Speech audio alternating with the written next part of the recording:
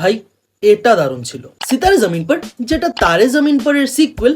আর হ্যাঁ, একটা Spanish movie চ্যাম্পিয়নের remake. এই রিমেক ব্যাপারটা শুধু কুল সাউন্ড করার জন্য বললাম, আদারওয়াইজ আমি চ্যাম্পিয়ন বলতে শুধু একটা মুভি ব্যাপারেই জানি। এখন এই ট্রেলারের স্টার্টিং অনেকটা দঙ্গল মুভির মতোই ভাইব দিচ্ছে। একটা ম্যাচ, দুটো রাইভাল টিম, আর এখানে কোচ হচ্ছে আমির স্যার। ব্যাপারটা অনেকটা দঙ্গল টাইপ লাগছে না?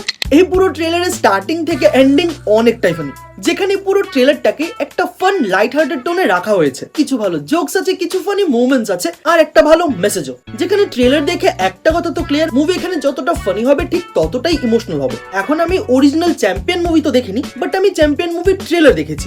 আর এই দুটো ট্রেলারের মধ্যে কিছু পার্টিকুলার শটস 99.99% একই রকম দেখতে, বাকি 0.001% যে চেঞ্জটা ওইটা হচ্ছে এখানে আমির স্যার। কিছু শটস দুটো ট্রেলারে পুরোপুরি সেম, কিন্তু ব্যাপারটা হচ্ছে এখানে মেকার্স কোনোভাবে এই ব্যাপারটাকে লুকোচ্ছে না। তারা এখানে অলরেডি বলে দিয়েছে বা ট্রেলারে দেখিয়ে দিয়েছে, হ্যাঁ বাবা এটা একটা রিমেক।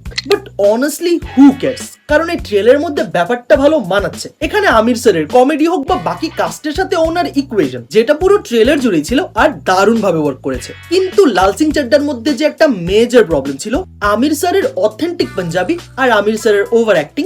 আমির স্যার আর ওভার অ্যাক্টিং সেন্টেন্সটা একদম মানাচ্ছে না। বাট হ্যাঁ, লাল সিং চাড্ডাতে ছিল।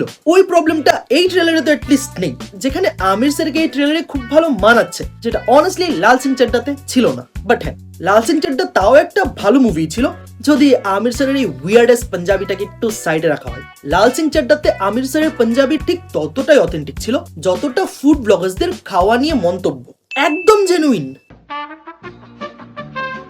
বাট আমির স্যার তাও একটু বেটার। এখন এই পুরো ট্রেলারে আমির স্যার ফুল ফর্মে আছে, কিন্তু এখানে বাকি সব অ্যাক্টরস আমির স্যারকে ওভারশ্যাডো করেছে। স্পেশালি ট্রেলারের মধ্যে ওই মেয়েটা, যা সোয়াগ, যা স্টাইল আর যা কিউটনেস, বলতে পারো এই পুরো ট্রেলারের হাই পয়েন্ট ছিল এখানে স্পেশাল অ্যাক্টরস গুলো। আর পুরো ট্রেলারে আমির স্যারের সাথে প্রত্যেকটা সিনে ওদের ইকুয়েশন, যেটাই পুরো ট্রেলারটাকে একটা আলাদা ফান প্রোভাইড করছিল।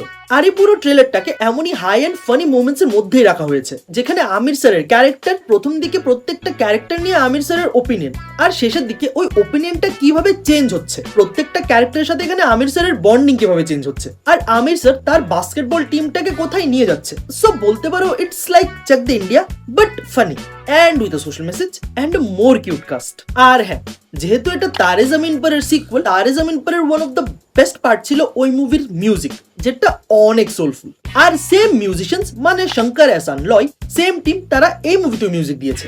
এখন এই মুভির মিউজিক তারে জমিন পরের লেভেলটাকে কতটা ম্যাচ করতে পেরেছে বা অ্যাকচুয়ালিতে ম্যাচ করতে পেরেছে কিনা, ওইটা নিয়ে আমি কিছুটা ডাউটফুল বলতে পারো। ট্রেলারের যা মিউজিক ইউজ করা হয়েছে ওইগুলো ট্রেলারের মধ্যে তো শুনতে ভালোই লাগছে, বাট ব্যাপারটা আটকাচ্ছে এখানে মুভির মিউজিকটা কতটা ইম্প্যাক্টফুল হবে। যদিও ট্রেলারের মধ্যে তো মিউজিক শুনতে ভালোই লাগছে, এখানে ট্রেলারটা যার যেমনই লাগুক, বাট অনেস্টলি পুরো ট্রেলারের মধ্যে একটা ফিল গুড ভাইব তো ছিল। আর এই পুরো ট্রেলার দেখার সময় আমার মুখে কনস্ট্যান্ট একটা হাসি ছিল, মানে ওই ভালো লাগার ব্যাপারটা।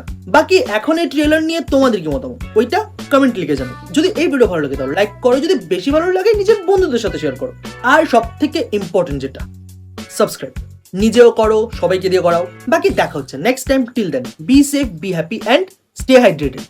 Piece out.